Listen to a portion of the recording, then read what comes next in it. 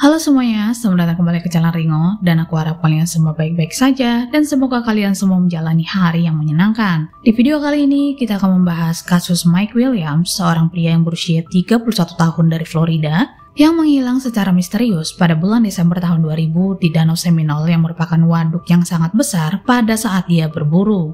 Jerry Michael Williams lahir pada tanggal 16 Oktober tahun 1969.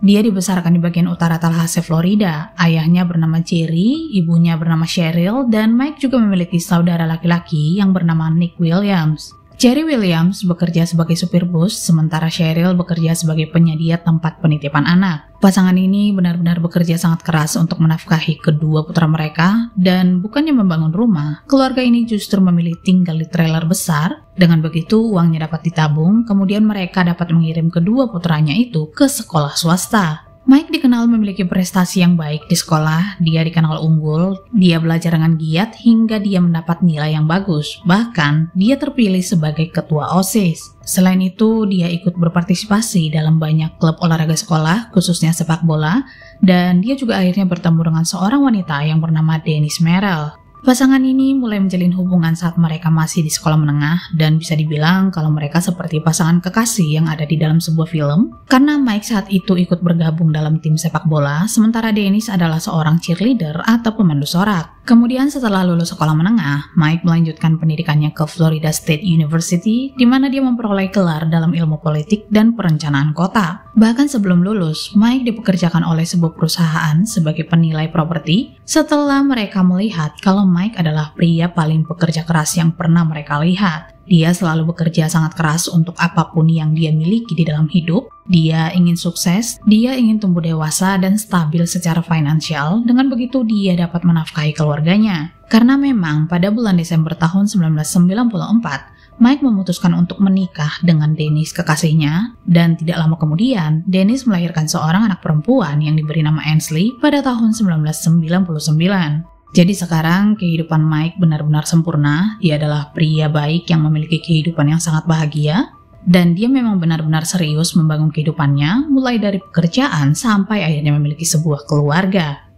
Lalu pada tanggal 16 Desember tahun 2000, Mike sengaja bangun pagi karena dia ingin pergi berburu bebek di Danau Seminole, dan ini adalah hal yang sering dia lakukan. Bahkan sejak usianya 15 tahun, berburu bebek adalah hobinya. Jadi pagi itu Mike berencana akan pergi ke Danau Seminole sendirian, kemudian dia akan pulang ke rumah sekitar tengah hari, karena dia dan istrinya Denise akan pergi berlibur di akhir pekan, karena hari itu sebenarnya adalah ulang tahun pernikahan ke-6 mereka. Namun siang itu, Mike tidak kunjung pulang. Denise juga mencoba menelpon ponselnya, tapi dia tidak mendapatkan jawaban, dan dia khawatir sesuatu yang buruk akan terjadi pada suaminya karena hal ini sangat di luar kebiasaannya.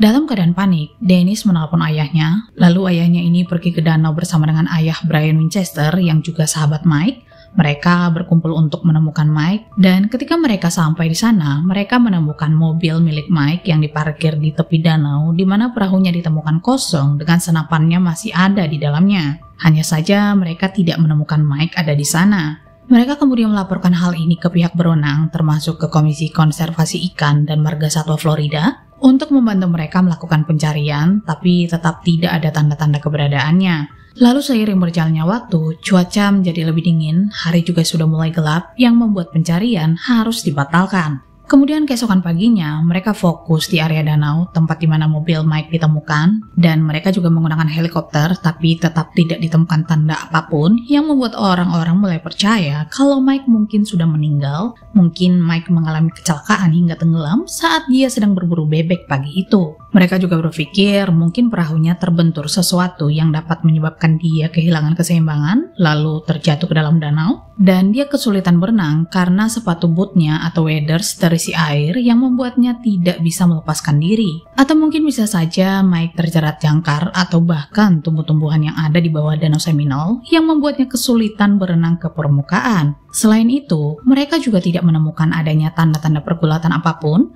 Tidak ada lumpur ataupun air di dalam perahu, yang justru membuat hal ini cukup aneh. Karena kalau Mike memang jatuh ke dalam air, kemungkinan besar dia akan mencoba meraih perahunya, mencoba menarik dirinya ke atas, jadi kemungkinan besar air akan terciprat ke bagian haluan perahu, tapi tanda-tanda itu tidak ada sama sekali. Sebenarnya tidak hanya helikopter, tapi ada juga beberapa kapal yang dikirim ke bagian danau lainnya, lalu ada juga tim penyelam yang membuat mereka cukup bingung dengan kasus ini. Karena selama bertahun-tahun, ada sekitar 80 orang yang tenggelam di danau tersebut, dan pada akhirnya, tubuh mereka akan mengapung ke permukaan dalam waktu beberapa hari, atau dalam waktu beberapa minggu, tergantung suhu udara. Dan saat itu adalah bulan Desember di mana cuaca sangatlah dingin yang membuat pihak berwenang berpikir kalau mereka harus menunggu lebih lama untuk menemukan tubuh Mike muncul ke permukaan.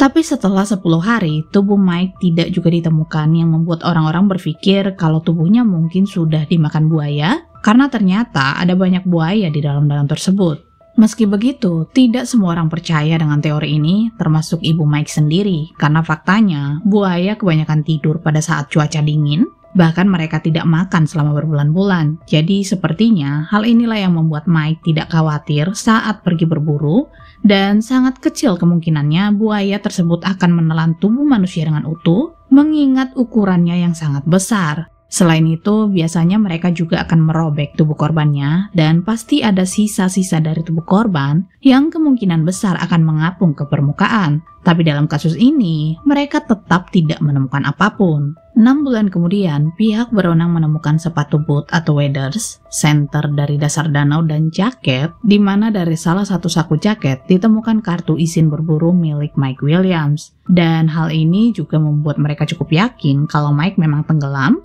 hanya saja tidak ada bekas gigitan, tidak ada satupun barang yang ditemukan menunjukkan tanda-tanda pernah berada di dalam air seperti saat Mike menghilang, tidak ada tanda-tanda seperti pembusukan atau kerusakan bagian tubuh manusia, dan tidak ada bukti DNA yang ditemukan yang menghubungkan pakaian tersebut dengan Mike Williams. Seminggu kemudian, setelah Dennis, istri Mike, mengajukan petisi, hakim akhirnya memutuskan kalau Mike dinyatakan meninggal secara hukum berdasarkan barang-barang yang ditemukan dan penyebab kematiannya adalah tenggelam secara tidak disengaja dengan asumsi bahwa buaya telah memakan tubuh Mike secara keseluruhan yang membuat kasus ini akhirnya ditutup. Namun Cheryl, ibu Mike, tetap tidak yakin kalau putranya itu telah tenggelam di danau, bahkan dia sempat mempekerjakan tim pencari swasta menjelang akhir pencarian.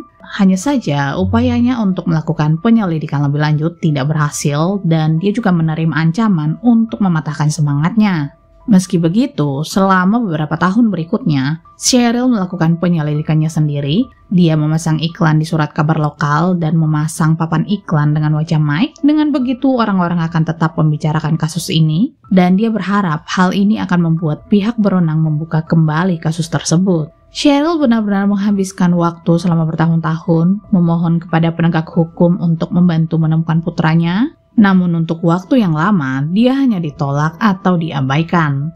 Lalu pada awal tahun 2004, lebih dari 3 tahun setelah putranya hilang, Departemen Penegakan Hukum Florida setuju untuk membuka kembali kasus tersebut setelah dilobi oleh Cheryl Williams dan seorang temannya. Mereka memutuskan untuk membahas semua bukti, semua keterangan saksi termasuk orang-orang terdekat Mike karena bisa saja ada yang terlewat. Mereka menyadari kalau Brian Winchester yang tidak lain adalah sahabat dekat Mike terlihat sangat mencurigakan, apalagi setelah mereka tahu kalau sehari setelah Mike menghilang, perahunya ditemukan di danau dan Brian adalah satu-satunya orang yang menemukannya. Padahal ada banyak orang yang ikut dalam pencarian, tapi secara kebetulan dia menemukan perahu tersebut seolah-olah dia tahu di mana perahu itu berada. Selain itu, badai pada malam setelah Mike dilaporkan hilang seharusnya membawa perahu yang ditinggalkan dan tidak tertambat.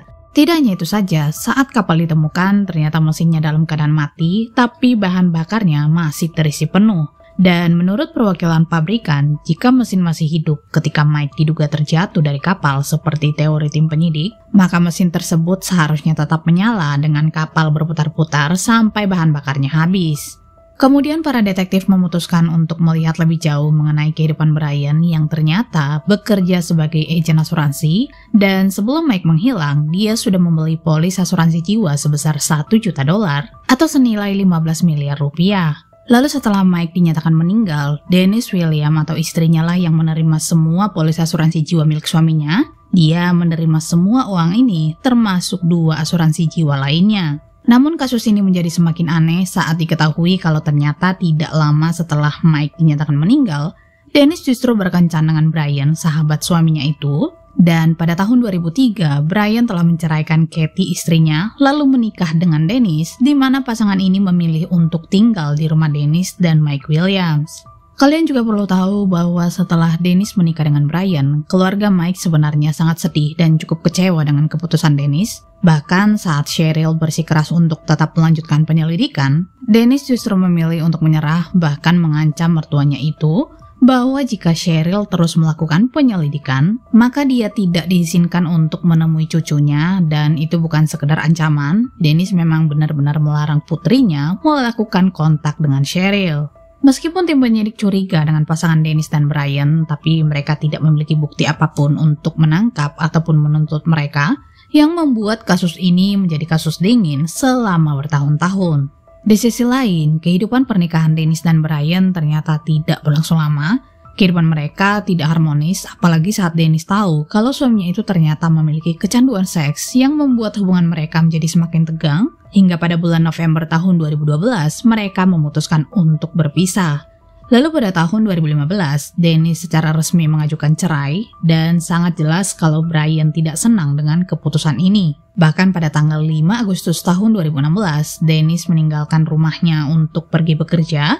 Lalu saat dia masuk ke dalam mobilnya dan mulai mengemudi, dia tidak sadar kalau Brian bersembunyi di belakang mobil. Kemudian Brian memanjat kursi belakang dan mulai meneriaki Dennis, menyuruhnya pergi ke suatu tempat. Tapi saat Dennis menolak, Brian justru menunjukkan senjatanya dan mengancamnya. Saat itu, Brian benar-benar terlihat sangat kesal. Dia juga bilang kalau sebenarnya dia berencana untuk mengakhiri hidupnya sendiri karena setelah Dennis menceraikannya, dia tidak punya tujuan hidup. Setelah berhasil menenangkan Brian, Dennis akhirnya berhenti di tempat parkir toko obat. Dan sebelum mereka keluar dari mobil, sebenarnya di dalam tas Brian, dia sudah membawa selembar kain coklat, lembaran plastik dengan berbagai warna, botol semprot pemutih, dan peralatan dari mobil Dennis, seperti dia memang ingin melakukan sesuatu pada Dennis.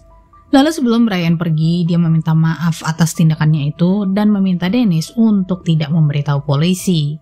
Namun Dennis justru pergi bergegas ke kantor polisi. Dia melaporkan mantan suaminya itu yang baru saja menculiknya sambil menodongkan senjata. Sementara pihak kepolisian tahu kalau Dennis adalah istri dari Mike Williams. Dan seperti yang aku bilang sebelumnya, kalau polisi sebenarnya curiga dengan pasangan ini. Jadi pada saat Dennis melapor ke polisi, mereka sambil menanyakan beberapa pertanyaan tentang Mike yang mungkin ada hubungannya dengan Brian. Tapi Dennis mengklaim kalau Brian tidak ada hubungannya dengan kematian mantan suaminya itu. Brian akhirnya ditangkap dan didakwa karena telah melakukan penculikan, KDRT, perampokan bersenjata, serta beberapa tuduhan lainnya. Dan pada bulan Desember tahun 2017, Brian dijatuhi hukuman 20 tahun penjara dengan hukuman selama 502 hari, diikuti dengan masa percobaan selama 15 tahun. Brian tentu saja tidak terima dengan keputusan ini dan seharusnya dia dihukum dengan hukuman penjara seumur hidup, tapi dia membuat kesepakatan dengan pihak berwenang di mana dia akan memberitahu mereka tentang apa yang sebenarnya terjadi pada Mike, sahabatnya itu. Menurut pengakuan Brian, dia dan Dennis sebenarnya telah menjalin hubungan asmara selama bertahun-tahun sejak tahun 1997. Mereka sudah saling kenal sejak lama dan mereka tidak pernah benar-benar mengakhiri hubungan sekolah menengah mereka, bahkan setelah mereka menikah dengan orang lain. Selama bertahun-tahun, pasangan ini menyembunyikan hubungan mereka sampai pada titik di mana mereka memutuskan untuk menikah. Selain itu, Mike dan Dennis juga mulai mengalami masalah dalam pernikahan mereka seperti masalah keuangan. Jadi saat itulah Brian berencana akan menceraikan istrinya Kathy. Hanya saja Dennis tidak ingin menceraikan Mike karena keluarganya tidak suka dengan perceraian dan keluarganya itu sangat religius. Pasangan ini lalu mulai mempertimbangkan untuk menyingkirkan Mike, mencoba membuatnya terlihat seperti kecelakaan. Namun sebelum itu, Brian dan Dennis mendapat ide untuk menambahkan polis asuransi jiwa untuk Mike sebesar $1 juta. Dennis juga menyarankan untuk melakukan aksinya di danau, di mana mereka bisa membuang tubuh Mike dan Kathy Thomas. Tapi Brian tidak setuju kalau ibu dari anak-anaknya itu menjadi korban, yang membuat mereka sepakat hanya akan menyingkirkan Mike Williams saja. Mike kemudian pergi ke danau setelah mendapat pesan dari Brian yang mengajaknya pergi berburu bebek bersama. Dan pada saat mereka sudah berada di dalam perahu, Brian tiba-tiba mendorong Mike ke dalam danau. di mana dia berpikir kalau Mike pasti akan tenggelam karena Mike memakai sepatu boot atau waders yang akan menariknya ke bawah jika sudah terisi air. Namun Mike berhasil melepas jaket dan juga sepatu bootnya, lalu dia berenang ke tunggul pohon di danau itu. Melihat rencananya yang gagal, Brian kemudian mengambil senapannya dan menembak bagian kepala Mike hingga dia meninggal dunia. Brian juga menyadari kalau ini tidak lagi dapat dianggap sebagai kecelakaan perahu, jadi Brian mengeluarkan tubuh Mike dari dalam air, menguburkan tubuhnya di area lumpur di tepi danau yang jaraknya sekitar 5 mil dari tempat dia dibesarkan. Kemudian Brian membersihkan mobilnya dan berpura-pura khawatir ketika dia mendengar kalau sahabatnya itu telah hilang. Tidak hanya itu saja, Brian ternyata sengaja membuang topi, jaket, sepatu boot atau waders, serta senter ke dalam danau untuk meyakinkan tim penyidik kalau Mike memang benar-benar tenggelam. Setelah mendengar pengakuan ini, pada bulan Oktober tahun 2017, pihak kepolisian pergi ke tempat di mana Mike dikuburkan, dan selama bertahun-tahun pencarian, mereka akhirnya menemukan tubuh Mike Williams dengan beberapa pakaian yang dia kenakan seperti sarung tangan musim dingin, sepatu boot, cincin kawin yang masih ada di jarinya, dan setelah dilakukan tes DNA, dapat dipastikan kalau itu adalah Mike Williams. Dennis kemudian ditangkap pada tanggal 8 Mei tahun 2018. Dia didakwa karena terlibat dengan kematian suaminya, dan pada saat persidangan, Brian yang menjadi saksi utama dalam kasus ini mengaku kalau semua ini direncanakan oleh Dennis, dan rekaman wawancara Brian juga diputar di pengadilan. Namun pengacara Dennis menyangkal semua tuduhan ini. Mereka juga mengklaim bahwa tidak ada bukti fisik yang menghubungkan Dennis dengan kejahatan tersebut. Tapi setelah berunding selama 8 jam, pada bulan Februari tahun 2019, juri akhirnya memutuskan kalau Dennis bersalah dan dijatuhi hukuman penjara seumur hidup. Sementara pengacara pembela Dennis tentu saja tidak terima dengan keputusan ini, jadi mereka mencoba mengajukan banding. Dan pada bulan November tahun 2020, hukuman pembunuhan dibatalkan, namun konspirasi untuk melakukan kejahatan tersebut tetap ditegakkan, di mana dia harus menjalani hukuman 30 tahun penjara. Sementara Brian hanya berakhir dengan hukuman dengan tuduhan penculikan. Cheryl Williams juga bilang bahwa dia akhirnya tahu apa yang sebenarnya terjadi pada putranya, dan keadilan juga sudah ditegakkan. Dia juga bilang kalau Dennis tidak hanya mengambil putranya, tapi dia juga telah mengambil cucunya darinya. Dan semua upaya yang dilakukan Cheryl selama ini ternyata benar-benar membuahkan hasil. Baik masyarakat dan pihak kepolisian masih tetap mengingat kasus ini, bahkan setelah 18 tahun berlalu, kasus ini akhirnya menemukan titik terang, meskipun masih ada orang yang percaya kalau Mike tenggelam secara tidak sengaja. Tapi kembali lagi, putusan pengadilan ditetapkan berdasarkan barang bukti yang telah dikumpulkan. Anyway, terima kasih banyak telah menonton video ini, dan kalian juga bisa memberikan opini kalian di kolom komentar, dan sampai jumpa di video selanjutnya.